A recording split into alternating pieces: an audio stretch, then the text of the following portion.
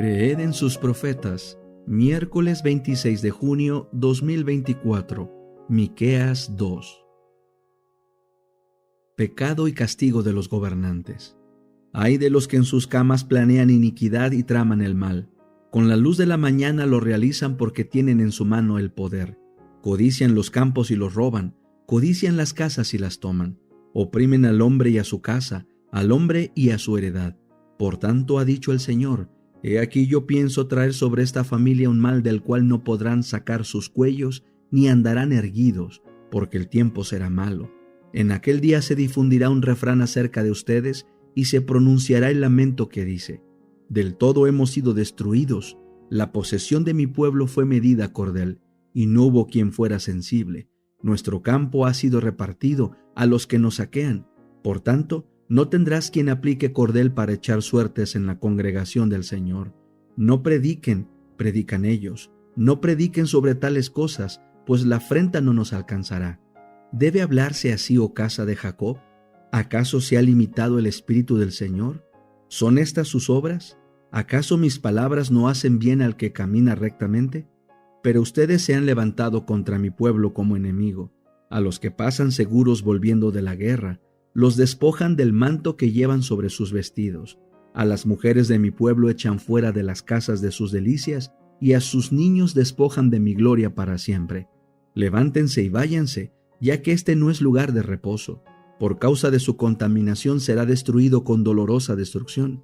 Si algún hombre anduviera con espíritu de falsedad y mintiera diciendo: Yo predicaré acerca del vino y acerca del licor, este sí sería profeta para este pueblo.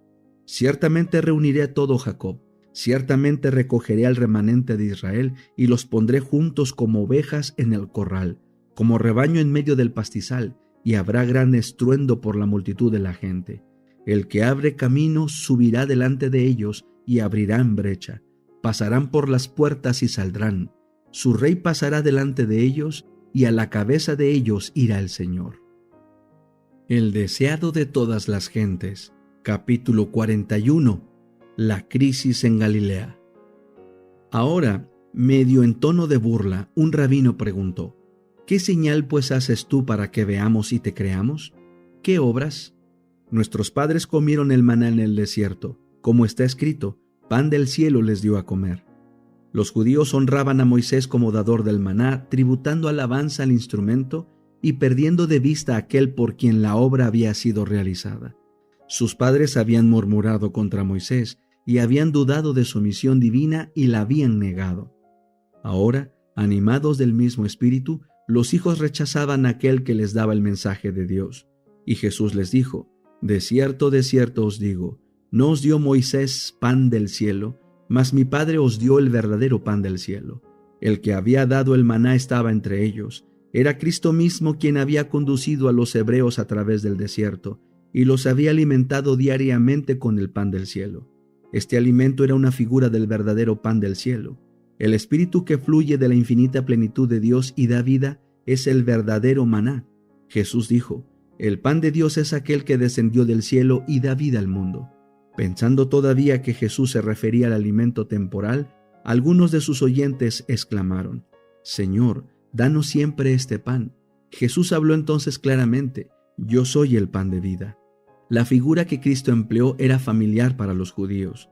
Moisés, por inspiración del Espíritu Santo, había dicho: el hombre no vivirá de solo pan, mas de todo lo que sale de la boca de Jehová. Y el profeta Jeremías había escrito: halláronse tus palabras y yo las comí, y tu palabra me fue por gozo y por alegría de mi corazón.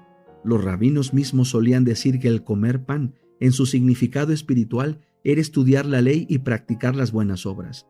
Se decía a menudo que cuando viniese el Mesías, todo Israel sería alimentado. La enseñanza de los profetas aclaraba la profunda lección espiritual del milagro de los panes. Cristo trató de presentar esta lección a sus oyentes en la sinagoga. Si ellos hubiesen comprendido las Escrituras, habrían entendido sus palabras cuando dijo: yo soy el pan de vida. Tan solo el día antes, la gran multitud, hambrienta y cansada, había sido alimentada por el pan que él había dado.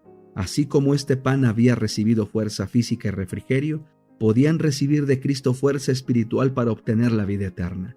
El que a mí viene, dijo, nunca tendrá hambre, y el que en mí cree no tendrá sed jamás. Pero añadió, mas os he dicho que aunque me habéis visto, no creéis. Habían visto a Cristo por el testimonio del Espíritu Santo, por la revelación de Dios a sus almas. Las evidencias vivas de su poder habían estado delante de ellos día tras día, y sin embargo pedían otra señal. Si ésta les hubiese sido dada, habrían permanecido tan incrédulos como antes.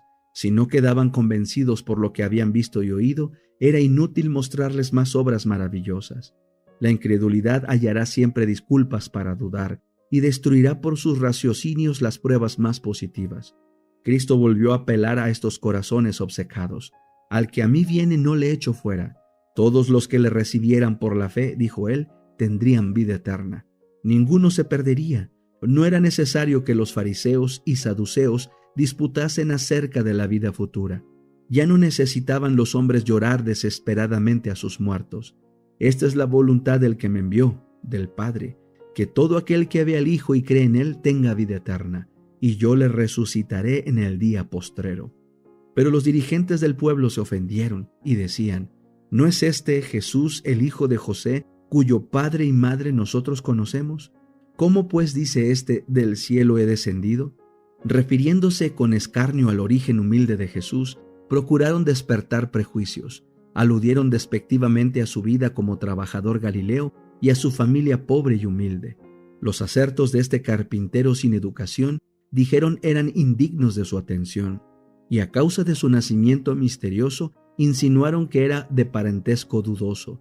Presentaron así las circunstancias humanas de su nacimiento como una mancha sobre su historia. Jesús no intentó explicar el misterio de su nacimiento, no contestó las preguntas relativas a su descenso del cielo, como no había contestado las preguntas acerca de cómo había cruzado el mar. No llamó la atención a los milagros que señalaban su vida. Voluntariamente se había hecho humilde sin reputación, tomando forma de siervo, pero sus palabras y obras revelaban su carácter. Todos aquellos cuyo corazón estaba abierto a la iluminación divina reconocerían en él al unigénito del Padre, lleno de gracia y de verdad. El prejuicio de los fariseos era más hondo de lo que sus preguntas indicaban. Tenía su raíz en la perversidad de su corazón. Cada palabra y acto de Jesús despertaba en ellos antagonismo, porque el espíritu que ellos albergaban no podía hallar respuesta en él. Ninguno puede venir a mí, si el Padre que me envió no le trajere, yo le resucitaré en el día postrero.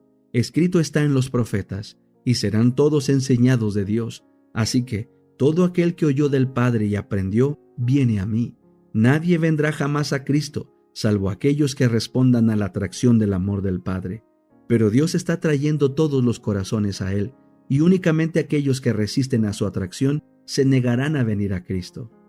En las palabras serán todos enseñados de Dios. Jesús se refirió a la profecía de Isaías, y todos tus hijos serán enseñados de Jehová, y multiplicará la paz de tus hijos. Este pasaje se lo apropiaban los judíos, se jactaban de que Dios era su maestro, pero Jesús demostró cuán vano era este acerto, porque dijo, todo aquel que oyó del Padre y aprendió viene a mí. Únicamente por Cristo podían ellos recibir un conocimiento del Padre. La humanidad no podía soportar la visión de su gloria.